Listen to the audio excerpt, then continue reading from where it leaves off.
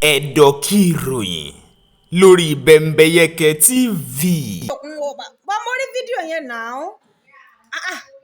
àbá ti promise Babalóye ní ṣe ìpáwọn náà fẹ́ jẹ vice president àbáwọn náà fẹ́ fi sọ lórí gbogbo owó èyí nípọn orí. Bembeyeke TV ṣàkójọpọ̀ èrò àwọn ènìyàn lórí òǹṣèré onítíátà yìí Ẹ̀bùn Olóyèdé tí gbogbo èèyàn mọ̀ sí Olaiya Igwe lórí bó ṣe bọ́ pátá bọ́wù sílẹ̀ létí òkun tó ń gbàdúrà fún Tinubu. Ọ̀pọ̀lọpọ̀ àwọn èèyàn ló ti sọ̀rọ̀. Ọmọbìnrin tó kọ́kọ́ sọ̀rọ̀ yìí ó sọ ẹ̀kúnrẹ́rẹ́ ọ̀rọ̀ tẹ́ẹ̀tò wò láìpẹ́. Ọkùnrin kan náà tún sọ̀rọ̀ gẹ́gẹ́ bí ara àwọn ìwádìí tá a kó jọ. Bẹ́ẹ̀ bá gbàgbé, Tinubu òun ni Olóyèdé ló bẹ̀rẹ̀ sí ṣàdúrà fún létí òkun. Ó ti padà fọ́n sóde báyìí wípé ìdí gan tó ń fi ṣerú àdúrà bẹ́ẹ̀ ni látàrí bí ìyàwó Tinubu bó ṣe gba òun là lásìkò tí òun ṣàárẹ̀ tó ń wà nínú dùbúlẹ̀ àìsàn nígbà kan rí tó tiẹ̀ tún gbìyànjú láti gbé òun ròkè òkun. Oníbírú ọkọ ẹni bẹ́ẹ̀ bó bá wá sọ pé òun ṣetán láti ṣepò ààrẹ tàbí nílò àtìlẹ́yìn òun kí ló dé tóun ò ní dìde tán. Onídìí gan nìyẹn o tóun fi dìde tán sí Bọ́lá Ahmed Tinubu tó ń díje fúnpò lábẹ́ ẹgbẹ́ òṣèlú All Progressives Congress APC sípò ààrẹ. Olóyèdé ìyẹn Ẹ̀bùn Olóyèdé tí gbogbo èèyàn mọ̀ sí Olaiya Igwe kíkan ló gbàdúrà fún Tinubu. Kíkan ló ń sọ wípé ìbò rẹ̀ kó pọ̀ bíi tó òkun tó ń dúró sí. Bẹ́ẹ̀ bá gbàgbé, onírúurú àwọn ọ̀rọ̀ ló ń jẹyọ. Ọ̀pọ̀lọpọ̀ ń wípé àtẹnujẹ rèé o. Àwọn kan wípé ìdójútì ni gbáà ni. Àwọn kan sọ pé ajẹ́pọ̀ ti gbowó òun ló jẹ́ kó máa ṣe yìí.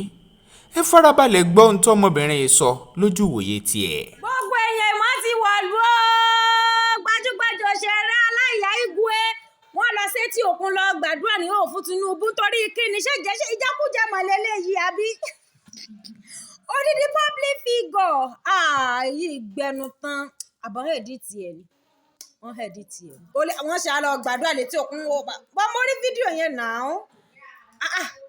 àbá ti promise Babalóye ní ṣe ìpáwọn náà fẹ́ jẹ vice president àbáwọn náà fẹ́ fi sọ lórí gbogbo owó èyí nípọn odidi public figure kí la fẹ́ kọ́ lára wọn ní ẹ dákun ńgbò là ń bá a lọ olóṣèré tí wá papọ̀ máwọn olóṣèlú bóyá dẹ̀ fẹ́ lọ wàṣírí wọn ni ó kọ́ lè mọ́ tán fi ya fíìmù fún àbí mi understand odidi Tinubu gbogbo wọn ṣàṣekùn dẹ́ndẹ́ wọn fẹ́ máa kówó lù mí I don't know why he can involve himself in those things. Wàláhì odidi àwa rí owó ìdí bàbá ṣe bí wọn ò tiẹ̀ ọgbà náà ni kò kọjá kò dáa o. Ọ̀pọ̀ ẹlòmíín tiẹ̀ tó wípé ojú wo ló fẹ́ káwọn ọmọ rẹ̀ gan máa fi wò ó. Wọ́n ló ṣàkànṣọ ọmọ ẹ̀ ló kọ ẹ tún gbọ́ ń tẹ́lòmíín tún wí o. Lórí fídíò Olaiya Igwe tó ń jà rìnrìn lórí social media ni pé ìwọ kánjúà àti ìwà síárìmí ni torí kò pọn dandan kó o gbé kámẹ́rà lọ sí ojútáyé torí kò fẹ́ ṣàdúrà fún yàn tó lè ṣàdúrà fún yàn nínú ilé ẹ̀ so bóyá tó gbà lérò ni pé tí Tinubu bá rí a lè yọ̀hún sípò àbí a lè gbé nǹkan fóun so bó ṣe ṣe nígbà MC Olúọmọ náà nìyẹn tó ń yíra ńlẹ̀ bí ẹni tí kò rọ̀ lárí so àwọn tí ìyà ń jẹ lójú méjèèjì gan wọn gbọ́dọ̀ ṣerú àwọn kan tí màá yẹn ṣe so kàn lójú tí Nollywood industry ni so ìwọ kanjú àti wá sí àrímí ní èròǹgbà tí. Ọ̀pọ̀ ẹlòmíín tiẹ̀ wípé kí ló dé tí ò lè ṣàdúrà fún ní kọ̀rọ̀ yàrá ẹ̀ tó jẹ́ pé dandan ìgbà tó bá tó bọ́ sí etí òkun ló tó lè gbàdúrà bẹ́ẹ̀. Ọ̀rọ̀ Olaiya Igwe wá dohun tán ń gbépò yẹnu. Ẹ subscribe sí Bembeyeke TV lójú òpó YouTube yín. Ẹ tẹ notification bell option all ẹ like kẹ́ comment ló bá tán. Gómìnà ìpínlẹ̀ Ondo arákùnrin Olúwarótìmí Akérédolú bú sẹ́rìn ó wí pé èmi ò mọ̀ kí n ṣara wọn.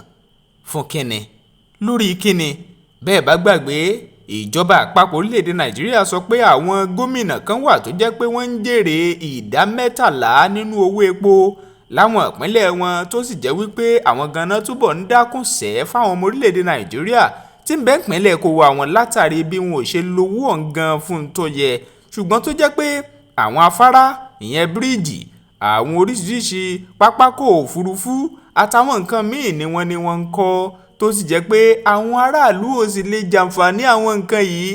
Ìjọba àpapọ̀ sọ̀rọ̀, Akérédolú náà ti fọhùn, ó wí pé ńṣe ni àwọn èèyàn kan mọ́ fèrègì yóbì lára òun gẹ́gẹ́ bí ẹnìkan ṣe ọ̀pọ̀lọpọ̀ sí àkànṣe ìpínlẹ̀ Ondo táwọn ọmọ ìpínlẹ̀ Ondo gan ò lè gbàgbé láyé fáabàdà.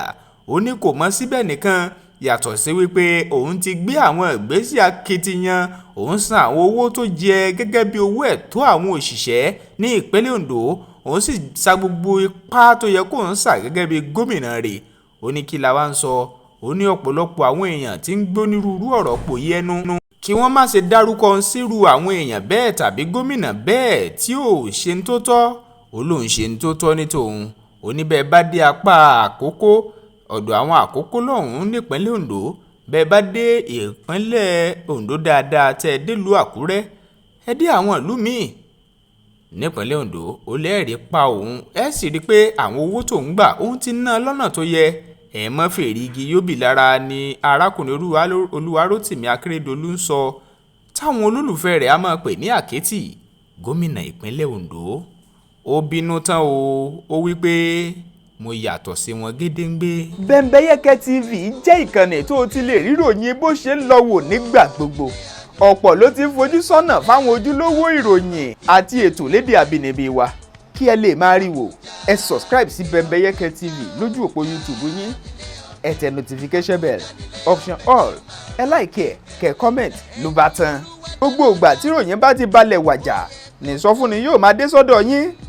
Bembeyeke TV, ojúlówó ìsọfúnni, ẹ máa wò ó lóní Bembeyeke.